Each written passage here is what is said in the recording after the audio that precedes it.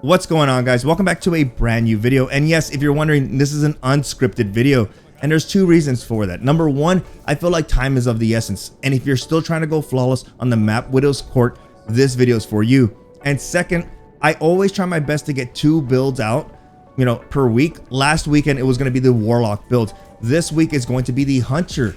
Now, I did make a small close quarters build for the Hunter. You should check that video out. But today we're focusing on the Hunter on Widow's Court. What are the perks, or what are the exotics you want to wear? What are the weapons you want to use? And what are some of the tips you need to go flawless? We're going to cover that in this video. Now, the exotic of choice that we're going to be using for this map is going to be the Foe Tracer. Now, the Foe Tracer comes with the exotic perk, Relentless Tracker. Visually marks targeted enemies, deals more damage to low health mark enemies. Now, if you can see the footage in the background, guys, the Foe Tracer does a lot of work. Just shooting one shot at somebody, you're able to track them, especially if they start trying to peek out. A lot of players try to peek fire on this map. Being able to predict when they're going to come out is awesome. The Foe Tracer does that automatically for you. So if your enemy is low health and they decide to double peek on you, you can easily clean them up. Not only that, if you're running with a team or with friends, the Foe Tracer can track enemies. So if you start shooting at somebody and you deal critical damage and they're running away from you, you can relay that information to your teammates. Now, if you haven't guessed, or if you haven't figured it out, this is a long range style map. The map is Widow's Court. Now, the weapons of choice, since the map is Widow's Court, we're going to be using long range weapons. So weapons like the contingency plan. This is the one I use and how I went flawless multiple times. I ended up putting about 150 kills on this gun. This is a rapid fire frame scout rifle. This one comes with the perk Kill Clip, and Kill Clip takes its TTK down from 5 shots to kill to 4. But not only that, being able to deal this much damage as quickly as you can, it's pretty powerful in my opinion. Now, if you want something similar to this one right here, if maybe you don't have the contingency plan, maybe you don't have one with Kill Clip, well, you can always use the Servant Leader. This is going to be the one from Gambit. This is another rapid fire frame, and it can come with the perk Kill Clip. Now, you're probably wondering, well, Brave, do I need Kill Clip? You don't need Kill Clip. Kill Clip is like a bonus. This gun at its base still kills extremely fast. Now, if you're saying, well, Brave, I don't have either one of those guns, is there any other option? Well, there are 2 exotics. You have the Jade Rabbit. This is a top tier option for you. It is a high impact scout rifle, so 3 critical shots to the head, and this is a long range map. It's Widow's Court, so everyone is going to be far away from shooting. Everyone's going to be far away shooting each other. Now, if you don't want to use that one that is extremely deadly that everybody's using is going to be the Dead Man's Tail. This is another scout rifle, and this one right here, guys, it's extremely deadly. If you're up close, it's pretty much the last word. If you're far away, it's pretty much the Jade Rabbit. Now, if you don't want to use a scout rifle, you can still get away with guns like the No Time to Explain. I recently made a video of the buddy system for any warlocks out there where you can do the same thing as a hunter. Go ahead and use the No Time to Explain and use something like the Worm Husk. I would still highly suggest, if you're going to use the No Time to Explain, to rock that with the Foe Tracer. Now, if you don't want to use the No Time to Explain, the Messenger is another good option for this map. It is a high impact pulse rifle, and if you are lucky enough to get the perk Desperado, being able to secure 1 kill on your enemy and then proccing Desperado can really help you out a lot on this map. Now, if you don't want to use any of those, the Vex still does extremely well on this map, and so does the Darkest Before. But you can still get away with stuff like Le Monarch. Now, when it comes to the map Widow's Court, you have to keep a few things in mind. It is a larger map. It's going to be a scout rifle, pulse rifle, heavy map. And it's going to be a slow pace map.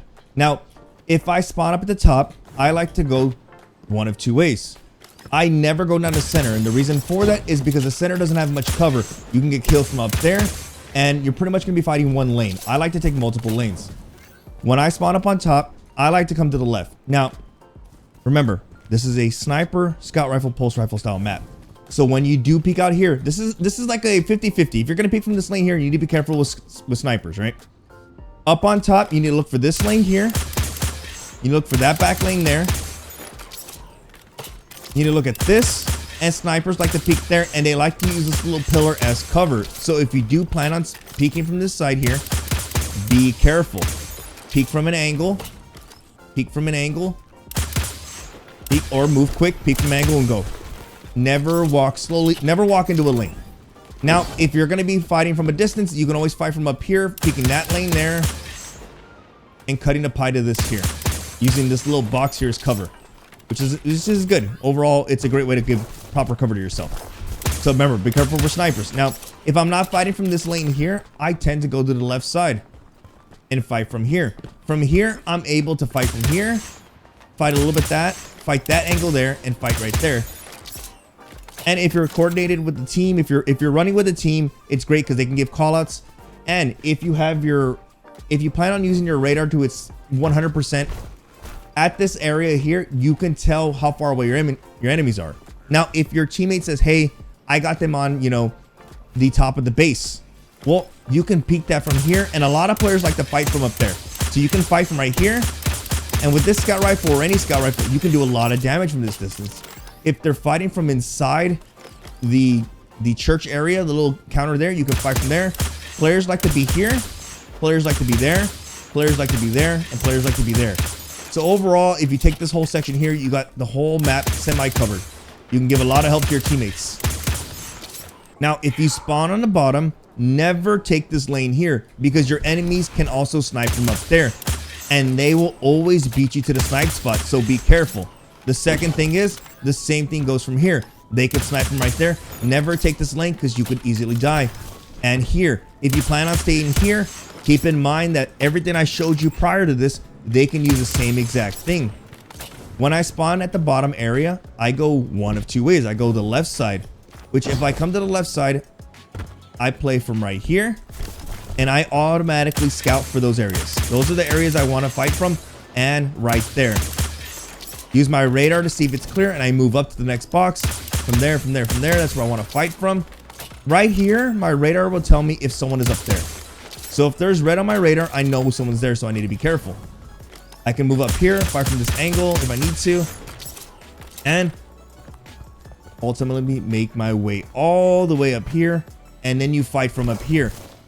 If your enemies are somewhere there, you can fight from here, use this as cover. Use that, shoot through there. Fight from there, and then slowly make your way up. Now, there are times you'll be able to catch your enemies focused, super hyper focused on the power or down the lanes. If you can, get up here, use this as cover, and fight them from up here, which should mean for an easy kill. Also, keep in mind, if you're using this as cover, you're fighting down there, be careful for a flank up here. You can do that.